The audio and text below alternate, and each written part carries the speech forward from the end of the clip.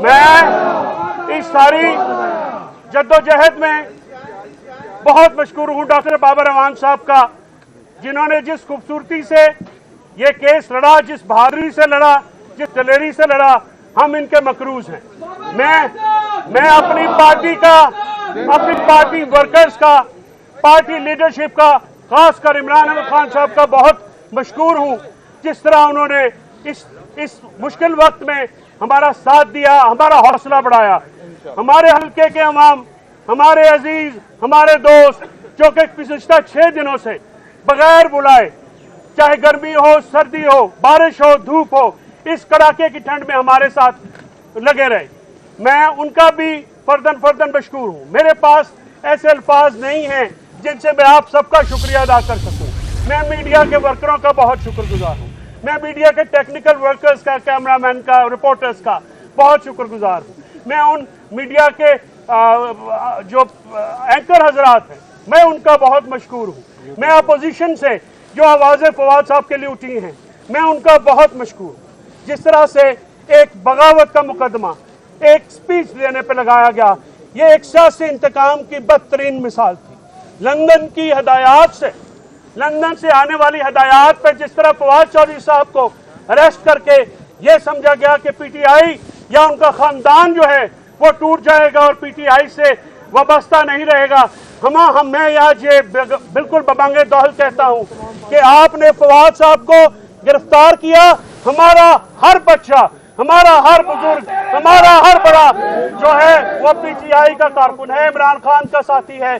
हम आइन की और जमहूरियत की लड़ाई लड़े हैं, ये आइन और जमहूरियत के अंदर रहेगी। अल्लाह ताला हम सबको सरखुरू करे। मैं डॉक्टर बाबर अवान साहब से अब रिक्वेस्ट करता हूँ, क्योंकि मेरे पास बढ़ते जज्बात में अब शायद अल्फाज भी बाकी नहीं रह गए। मैं आपका बहुत मशकूर हूँ।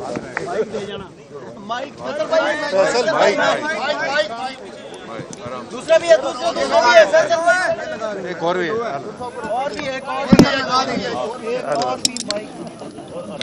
एक मिनट पहले आप। बिस्मिल्लाहिर्रहमानिर्रहीम। पाकिस्तान में बैठ जाए, छोड़ दे, बैठ जाए। पाकिस्तान में पहली दफा जिस तरह से मैंने आइन की बेतौकीरी देखी, इंसानी हकूक़ की बेतौकीरी देखी, पार्लियामेंट की बेतौकीरी देखी और पुलिस वालों के हाथों सिर्फ शहरियों की नहीं अदालतों की भी बेतौकीरी देखी, उस पे पूरा पाकिस्तान इमरान खान के इस मौक़िफ़ की सच्चाई के पीछे खड़ा हो गया है कि पाकिस्तान में रूल ऑफ लॉ के बगैर पाकिस्तान आगे नहीं बढ़ सकेगा। मैं सबसे पहले अपनी जो लीगल टीम है मेरी, उसमें अली बुखारी और फैसल और दूसरे जो दोस्त हैं उनका शुक्रिया अदा करता हूं, और इस्लामाबाद चैप्टर पीटीआई का अली अवान और दूसरे जो लोग, हमारे सेनेटर डॉक्टर वसीम साहब और जितने भी दूसरे सेनेटर्स तशरीफ़ लाए हैं वो, और ख़ास तौर पे मुझे एक बड़ी मशहूर कॉल मुझे आती है, जहाँ मेरे साथ खड़े हैं, वो कहते हैं कि कोई अच्छी खबर आज सुना दें। तो फवाद के लिए उन्होंने इतनी दफ़ा मुझे कॉल किया कि कोई अच्छी खबर सुना दें। वो उनका जो अपने बैशियत सेक्रेटरी जनरल अपने पीटीआई के साथ और वर्कर्स के साथ कमिटमेंट है, वो उसका सबूत था।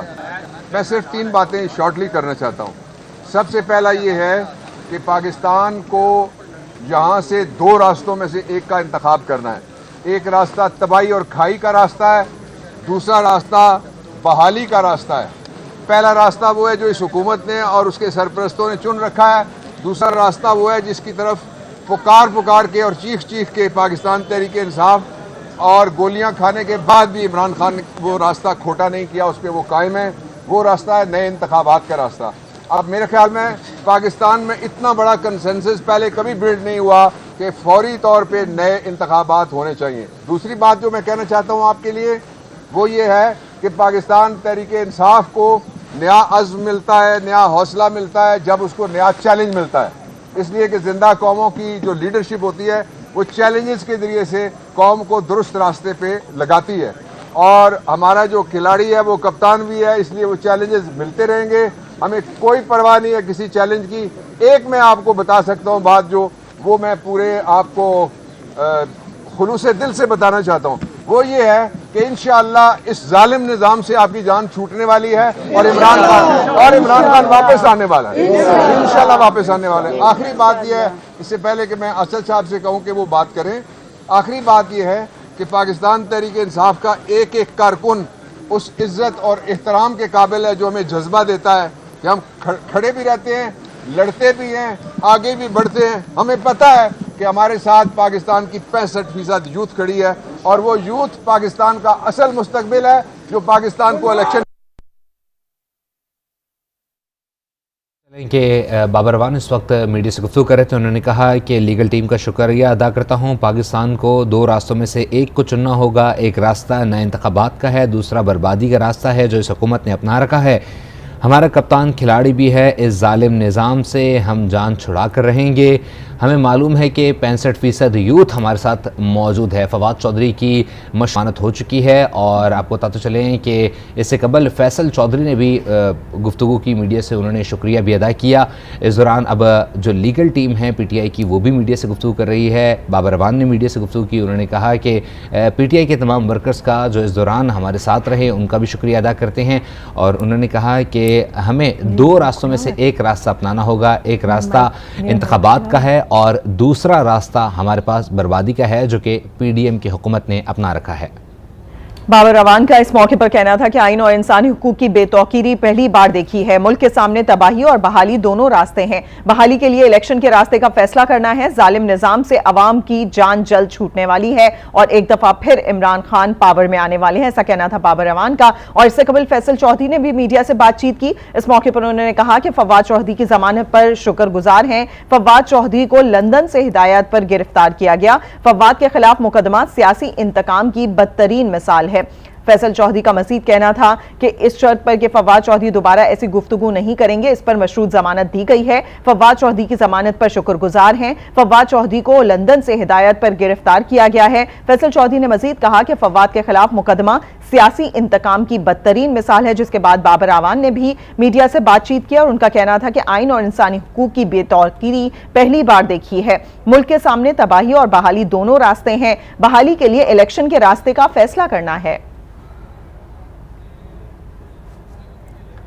बाबर अवान जो कि मीडिया से बातचीत कर रहे थे, फैसला आने के बाद मशरूत जमानत मिल गई है फवाद चौधरी को। और उसके बाद बाबर अवान का कहना था कि आइन और इंसानी हुकूक की बेतौकीरी पहली बार देखी है। मुल्क के सामने तबाही और बहाली दोनों रास्ते हैं। बहाली के लिए इलेक्शन के रास्ते का फैसला करना है। बाबर अवान का मजीद कहना था कि जालिम निजाम से अवाम की जान जल्द छूटने वाली है। उनके हमरा असद उमर भी खड़े थे और फैसल चौधरी ने भी मीडिया से बातचीत की। फैसल चौधरी का कहना था कि फवाद चौधरी की जमानत पर शुक्रगुजार हैं। फवाद चौधरी को लंदन से हिदायत पर गिरफ्तार किया गया और फवाद के खिलाफ मुकदमा सियासी इंतकाम की बदतरीन मिसाल है। आपको बताते चलें कि लाहौर में तहरीक इंसाफ के तर्जुमान फवाद चौधरी को गिरफ्तार किया गया था। वफाकी दारुल-हुकूमत इस्लामाबाद की मकामी अदालत ने उन्हें 2 रोज़ा जिस्मानी रिमांड पर पुलिस के हवाले भी किया था।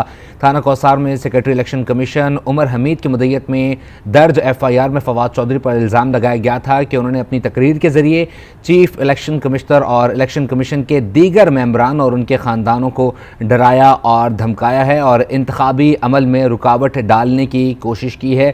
जिसके बाद फवाद चौधरी को लाहौर से गिरफ़्तार किया गया था और रात में उन्हें गिरफ़्तार किया गया और उसके बाद फिर उन्हें अदालत में पेश किया गया, लाहौर की मकामी अदालत में। फिर वहाँ पर उनकी उनको मेडिकल भी करवाने की हिदायत की गई अदालत की जानिब से। फिर उन्हें इस्लामाबाद मुंतकिल किया गया। इस दौरान फिर एक सियासी बहरान जो है वो पैदा होता है देखा गया। इस दौरान जब आपको बताते चलें कि अदालत की जानिब से फवाद चौधरी की मशरूत जमानत मंजूर कर ली गई है। अदालत ने फवाद चौधरी की मशरूत जमानत मंजूर कर ली है। सेशन कोर्ट ने फवाद चौधरी की मशरूत जमानत मंजूर की है और इस शर्त पर कि फवाद चौधरी दोबारा ऐसी गुफ्तगू नहीं करेंगे।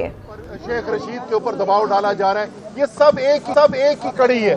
ये सारी कोशिश है कि किसी तरीके से वो लोग जो अवाम के साथ खड़े हुए हैं, जो जमहूरियत के साथ खड़े हुए हैं, उनको डरा के, धमका के, जबर से उनकी आवाजें बंद कराई जा सके। ये इंशाअल्लाह ताला इसमें कामयाब नहीं होंगे।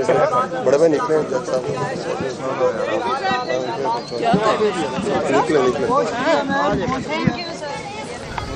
असद उमर जो कि मीडिया से इस वक्त बातचीत करें, उनका कहना है कि ये तमाम लोग चाहते हैं कि हमारी आवाजें इस तरीके से बंद कराई जा सकें, लेकिन नहीं होंगे। फवाद चौधरी को भी गिरफ्तार किया जाना इसी कड़ी का इसी सिलसिले की एक कड़ी थी। उनका कहना था कि हमारी आवाजों को दबाने की कोशिश की जा रही है। असद उमर भी मौजूद थे। इससे पहले फैसल चौधरी ने भी बातचीत की फैसला आने के बाद, और उन्होंने कहा कि फवाद चौधरी की जमानत पर शुक्रगुजार हैं और फवाद चौधरी के खिलाफ मुकदमा सियासी इंतकाम की बदतरीन मिसाल है। फैसला आने के बाद बाबर अवान जो कि मौजूद थे, गुज़िश्ता रोज ही वो बहुत ज्यादा पुरुमीद नजर आ रहे थे। उनका कहना था कि कल ही फवाद चौधरी को जमानत मिल जाएगी। आज भी उनका कहना था कि आईन और इंसानी हुकूक की बेतौकीरी पहली बार देखी है और मुल्क के सामने तबाही और बहाली दोनों रास्ते हैं। उनका यह भी कहना था कि बहाली के लिए इलेक्शन के रास्ते का फैसला करना है। जालिम निजाम से अवाम की जान जल्द छूटने वाली है। असद उमर भी इस मौके पर मौजूद थे और असद उमर का कहना था कि जो ये तमाम सिलसिला शुरू किया गया है गिरफ्तारियों का, इससे हमारी आवाज को दबाने की कोशिश की जा रही है, लेकिन ये इसमें कामयाब नहीं होंगे।